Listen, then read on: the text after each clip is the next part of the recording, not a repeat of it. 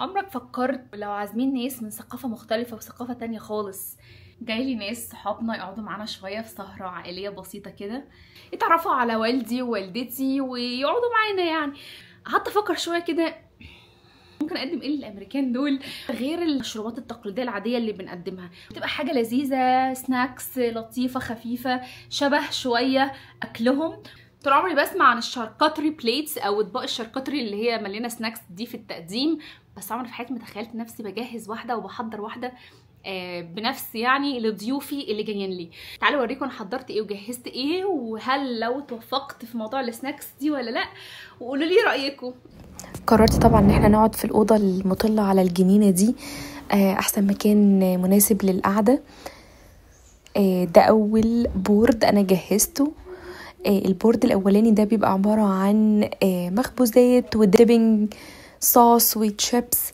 عايزه اقول لكم دي قراقيش ماما اللي عاملاها. ماما اللي خابزه القراقيش الحلوه الكيوت دي. وطبعا تشيبس اند ديبس. الدبس دي او الصوص ده صوص الجبنه بالهالبينو حلو قوي، ودي انواع جبنه امريكاني. وطبعا الزيتون، عايزه اقول لكم الامريكان بيحبوا جدا الجبنه والزيتون. والبورد التاني كان عباره عن ميكس فواكه، تفاح على خوخ على كمثرى عنب فراوله. وجهزتهم وتمام، حسيت ان شكلهم حلو. طبعا مش عايزين ننسى السناكس، المكسرات وشويه مقرمشات وترمس. عايزه اقول لكم ترمس، انا مامتي كانت عامله ترمس.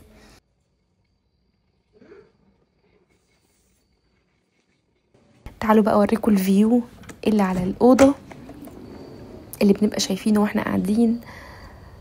احلى حاجه الخضره والهواء النقي.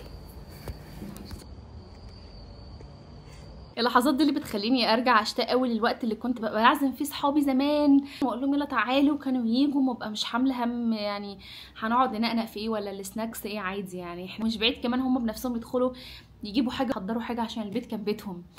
في الاخر عايزه اقول ان الاهم من الاكل والاهم من السناكس والتقديم هو انك تبقى قاعد مع ناس مرتاح معاهم ومبسوط معاهم وحاسس باريحيه معاهم، وعمالين تشاركوا في القصص، وفي قاعده في وسط ناس مبسوطه بوجودهم ومبسوطين بوجودك وبمعرفتك وبيسمعوا لك بتركيز وبيسمعوا لك باهتمام. هو ده اهم من السناكس واهم من التقديم. محدش بيفتكر السناكس في اخر القعده، محدش بيفتكر هو كل ايه وشرب ايه، بنفتكر بس القصص والحواديت.